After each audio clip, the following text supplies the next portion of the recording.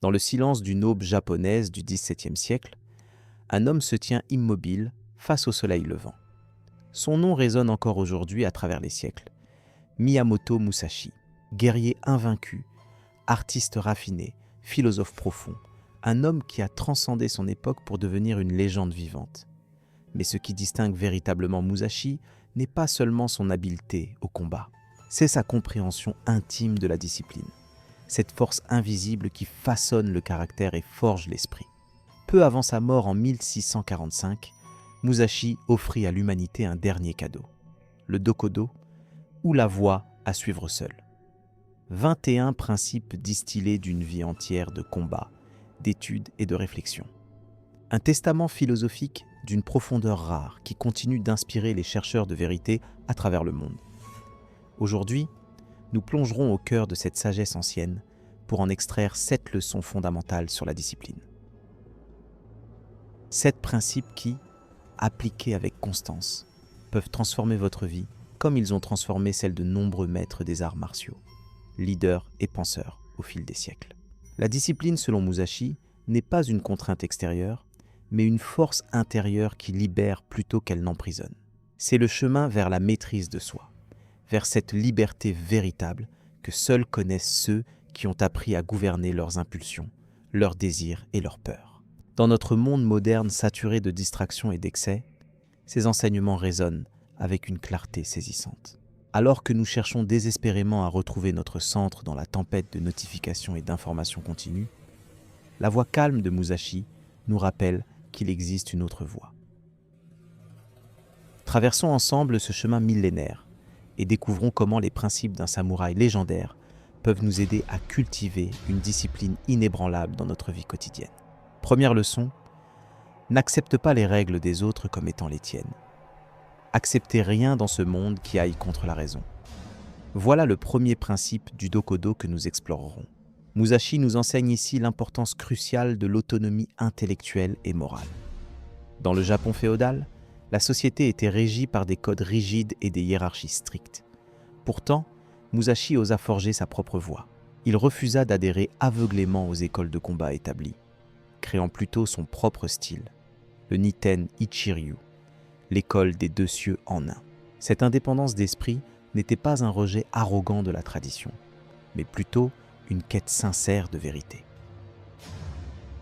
Musashi étudia profondément les styles existants, mais ne se contenta jamais d'accepter une technique ou une philosophie sans l'avoir d'abord soumise à l'épreuve de l'expérience et de la raison. La véritable discipline commence par cet acte fondamental. Examiner critiquement les règles et les attentes que notre environnement nous impose.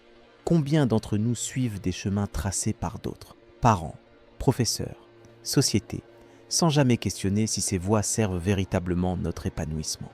Un moine zen contemporain de Musashi, Takuan Soho, écrivait « L'esprit qui s'attache à une seule chose devient prisonnier de cette chose. » La discipline authentique n'est pas l'obéissance aveugle à des règles externes, mais l'alignement conscient de nos actions avec nos valeurs personnelles profondes. Dans notre société moderne, nous sommes bombardés de messages nous dictant comment vivre, quoi désirer, à quoi ressemble le succès. La première étape vers une discipline de fer est de prendre conscience de ces influences et de les soumettre à notre propre jugement. Imaginez un instant le samouraï face à son adversaire. Il ne peut se permettre d'adopter une posture conventionnelle si celle-ci l'expose à une faiblesse. De même, nous ne pouvons adopter des habitudes ou des croyances simplement parce qu'elles sont conventionnelles. La discipline véritable exige ce courage, celui de penser par soi-même et d'établir ses propres standards d'excellence. Deuxième leçon, la voie est dans l'entraînement quotidien. Ne recherche pas le plaisir pour son propre bien. Ce principe du Dokodo nous révèle l'essence de la discipline selon Musashi. La pratique constante au-delà du confort immédiat. Miyamoto Musashi n'est pas devenu le plus grand duelliste du Japon par talent inné. Sa maîtrise fut le fruit d'un entraînement quotidien implacable. On raconte qu'il consacrait des heures chaque jour à perfectionner ses mouvements, à méditer sur les principes du combat, à observer la nature pour en extraire des leçons stratégiques. Le terme japonais « keiko » capture parfaitement cette idée. Souvent traduit simplement par pratique, il signifie littéralement réfléchir sur l'ancien, suggérant que l'entraînement véritable est une répétition consciente qui approfondit constamment notre compréhension. Musashi comprenait que la recherche du plaisir immédiat est l'ennemi de l'excellence. Ce n'est pas qu'il rejetait toute forme de joie, ses peintures et ses écrits témoignent d'une sensibilité esthétique profonde, mais il savait que la satisfaction durable vient de la maîtrise, et que la maîtrise exige des sacrifices. Considérez l'histoire du célèbre archer Zen Awa Kenzo. Pendant des années, son maître lui fit tirer des flèches dans l'obscurité totale, développant une conscience qui transcendait la vue. Lorsqu'un élève se plaignait de la difficulté, Kenzo répondait simplement « Vous ne pratiquez pas pour atteindre la cible, vous pratiquez pour devenir la flèche. » Dans notre culture de gratification instantanée, cette leçon est plus pertinente que jamais. Nous sommes conditionnés à attendre des résultats immédiats, à abandonner ce qui devient difficile, à chercher constamment de nouvelles sources de stimulation. La discipline, selon Musashi, nous invite à embrasser la pratique quotidienne comme un art en soi. Chaque jour où vous vous présentez à l'entraînement, qu'il s'agisse d'un instrument de musique, d'une compétence professionnelle ou d'une pratique spirituelle, est une victoire, indépendamment des résultats visibles. Comme l'écrivait Musashi dans son chef-d'œuvre, le Gorin no Sho, tu dois comprendre que le sabre et l'esprit sont identiques. L'affinement technique et le développement intérieur sont inséparables. Chaque heure de pratique consciente forge non seulement vos compétences, mais aussi votre caractère. Troisième leçon, connaître la voie des choses. Sois détaché des désirs pendant toute ta vie. Ce principe du Dokodo nous invite à développer une vision claire, libérée des distorsions causées par nos attachements et nos aversions. Pour Musashi, la discipline mentale était aussi importante que la discipline physique. Un esprit encombré de désirs excessifs ne peut percevoir clairement la réalité. Dans l'arène du combat, une telle confusion pouvait coûter la vie. Le terme japonais « mushin », littéralement « non-esprit » ou « esprit vide », décrit cet état idéal où l'esprit fonctionne sans être entravé par les pensées parasites ou les émotions perturbatrices. Ce n'est pas un vide d'indifférence, mais une clarté vibrante. Prenons l'exemple du fameux duel de Musashi contre Sasaki Kojiro. Alors que son adversaire avait passé des années à perfectionner une technique légendaire appelée Tsubame Geshi, le retour de l'hirondelle, Musashi arriva délibérément en retard, sculpta une rame en bois sur le bateau menant au lieu du duel et vainquit son adversaire avec cette arme improvisée. Sa détermination n'était pas obscurcie par l'anxiété ou l'intimidation.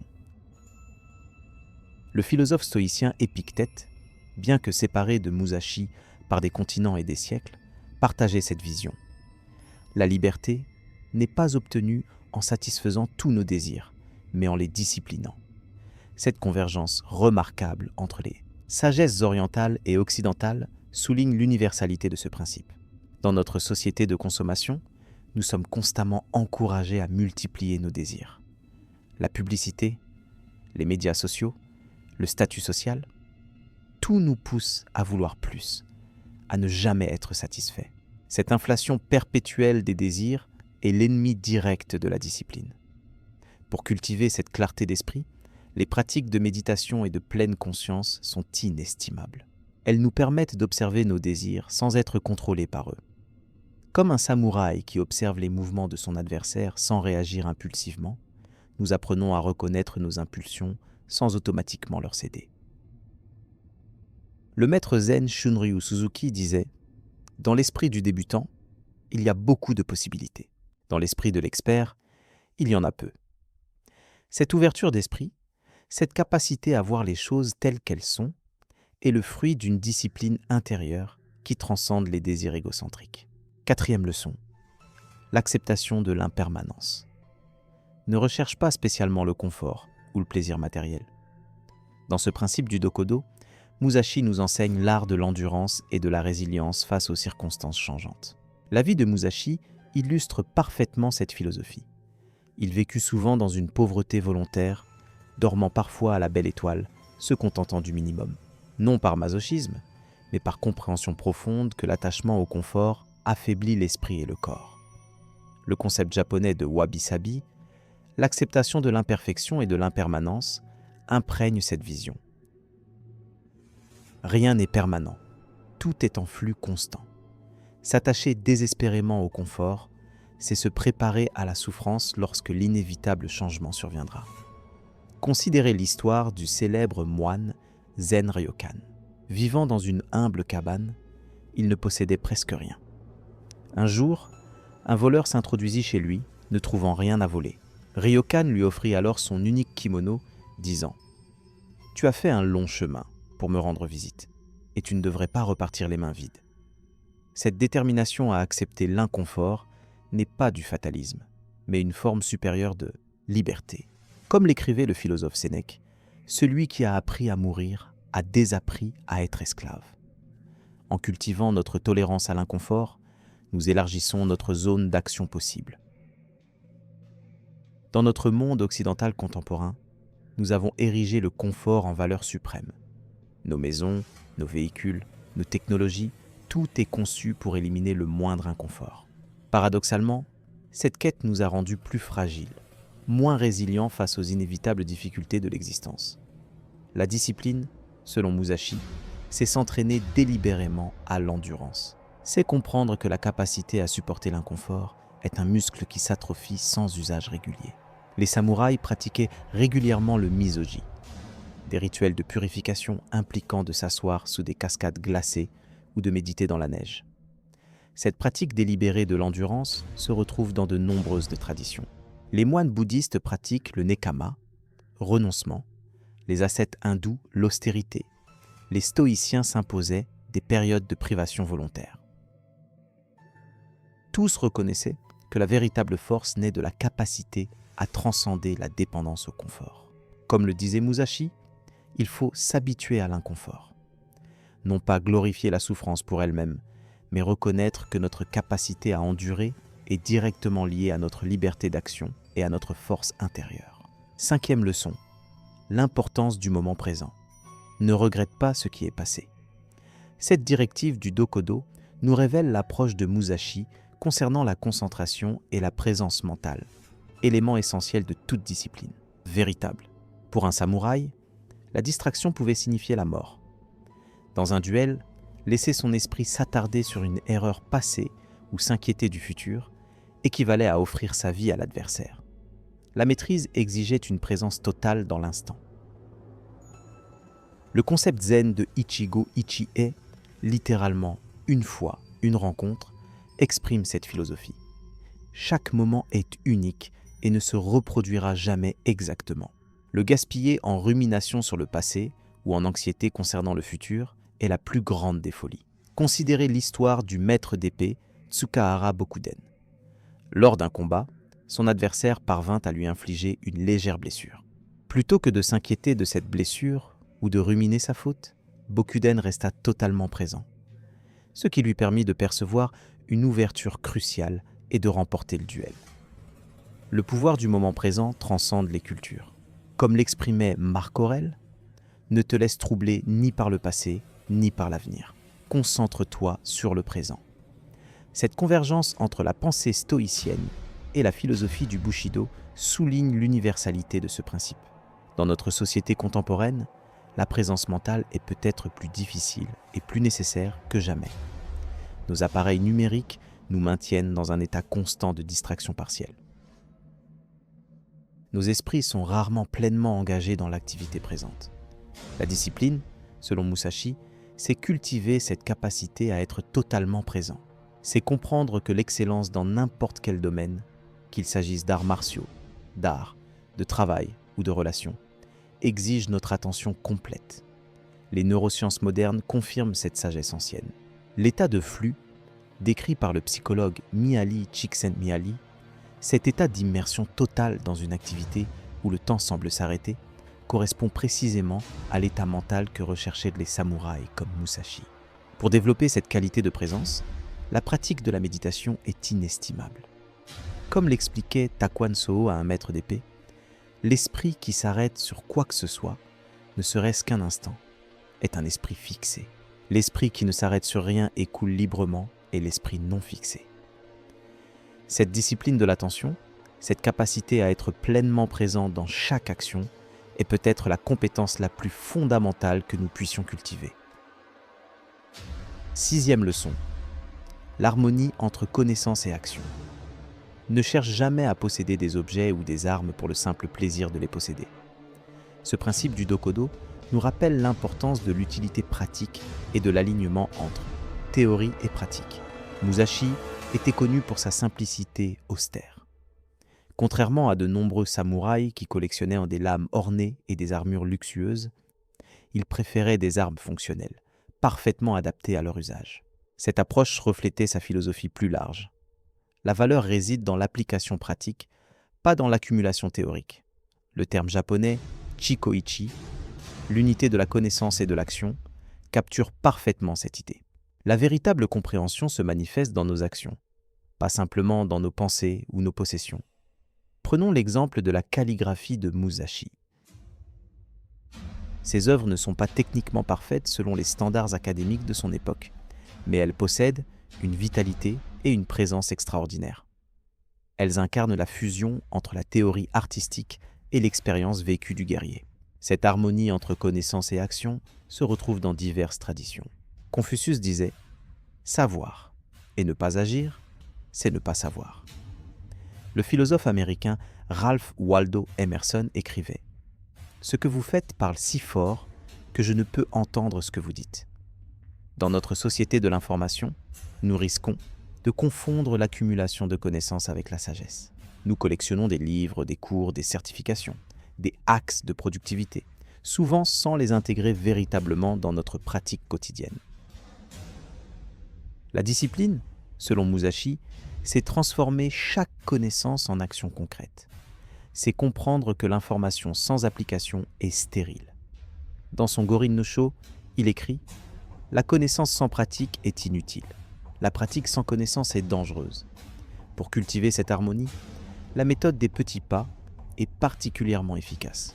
Plutôt que d'essayer d'appliquer simultanément toutes les connaissances que nous accumulons, nous pouvons choisir un principe à la fois et l'intégrer pleinement dans notre vie quotidienne.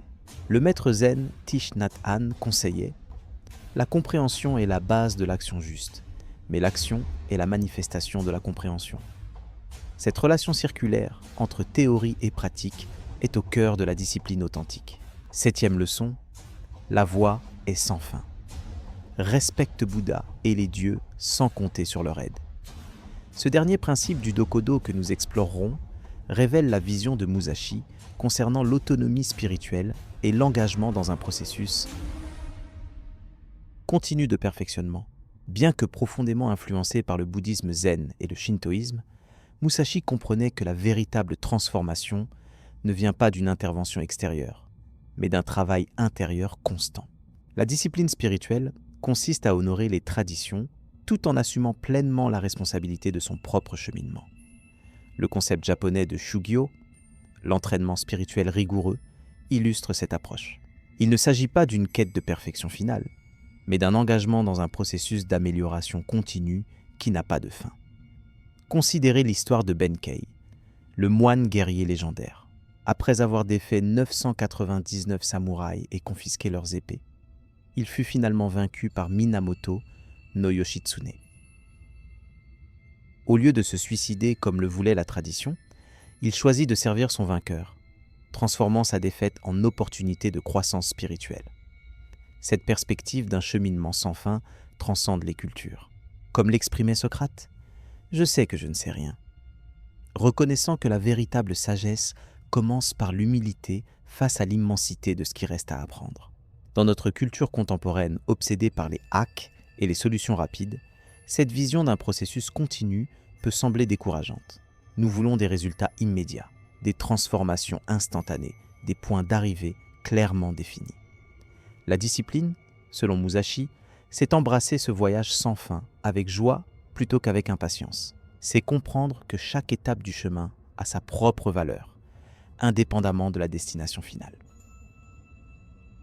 Comme l'écrivait Musashi, une fois que vous avez compris la voie, vous la verrez dans toute chose. La discipline n'est pas simplement un moyen d'atteindre un objectif. Elle devient une façon d'être, une manière d'habiter pleinement chaque moment de l'existence. Le maître zen contemporain Shunryu Suzuki exprimait admirablement cette idée. Dans l'esprit du débutant, il y a beaucoup de possibilités. Dans l'esprit de l'expert, il y en a peu. La véritable maîtrise consiste à maintenir cette ouverture d'esprit, cette disponibilité à l'apprentissage, même au sommet de l'expertise. Intégration des principes dans la vie moderne. C'est cette leçon de Miyamoto Musashi.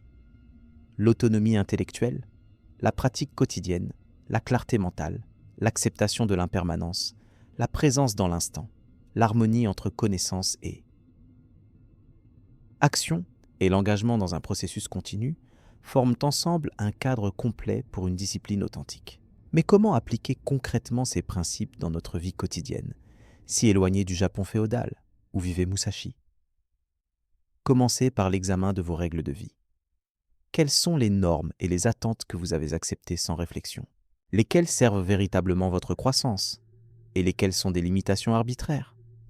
Comme Musashi créant sa propre école de combat, osez définir votre propre voie.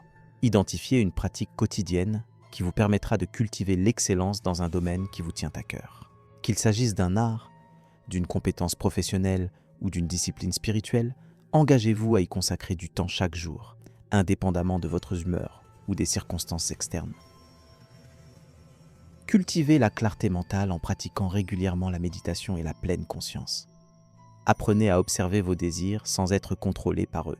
Comme Musashi face à ses adversaires, développez la capacité à percevoir clairement la réalité, sans les distorsions causées par vos attachements et vos aversions.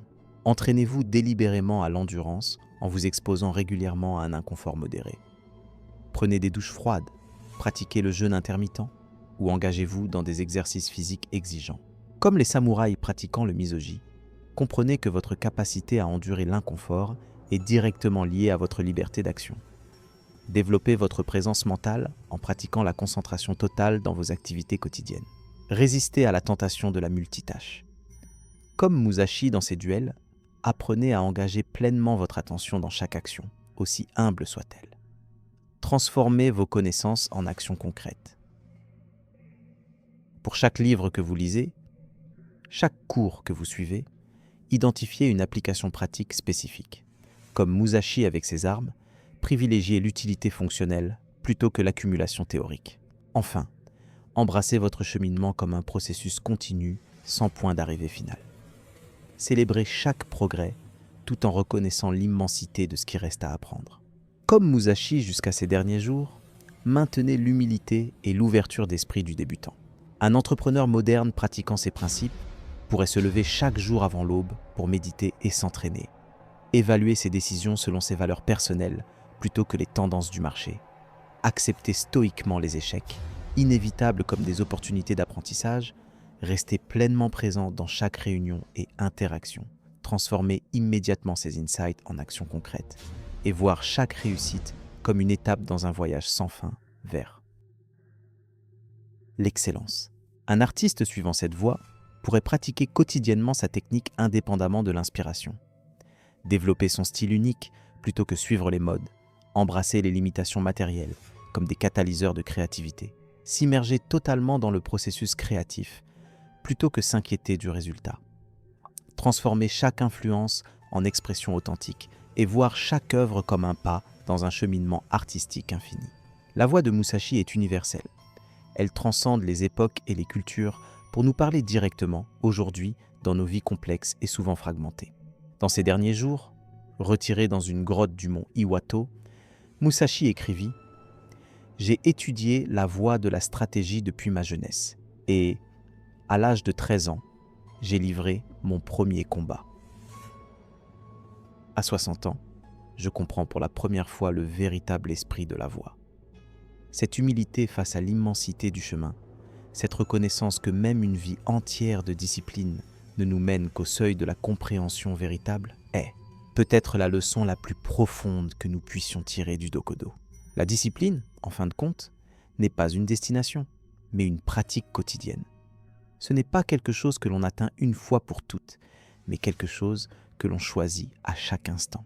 Comme l'écrivait Musashi, tu dois vivre la vie de façon à ne jamais regretter ni ce que tu as fait, ni ce que tu n'as pas fait. Cette présence totale, cette intégrité absolue dans chaque action, est l'essence même de la discipline de fer qu'il incarnait. Le samouraï légendaire nous a quittés il y a près de 4 siècles, mais sa voix continue de nous parler avec une clarté saisissante. Dans le tumulte de notre monde moderne, ces principes nous offrent un ancrage, une voie vers cette force intérieure que nous recherchons tous. La discipline, selon Miyamoto Musashi, n'est pas une contrainte, mais une libération. C'est le chemin vers cette liberté véritable que seuls connaissent ceux qui ont appris à se gouverner eux-mêmes avec sagesse et détermination. Alors que le soleil se couche sur cette exploration du Dokodo, une question demeure. Quelles leçons allez-vous mettre en pratique dès aujourd'hui ? Car comme l'aurait rappelé Musashi, la compréhension sans action n'est qu'illusion. La voie est dans la pratique. La voie est maintenant. La voie est vous.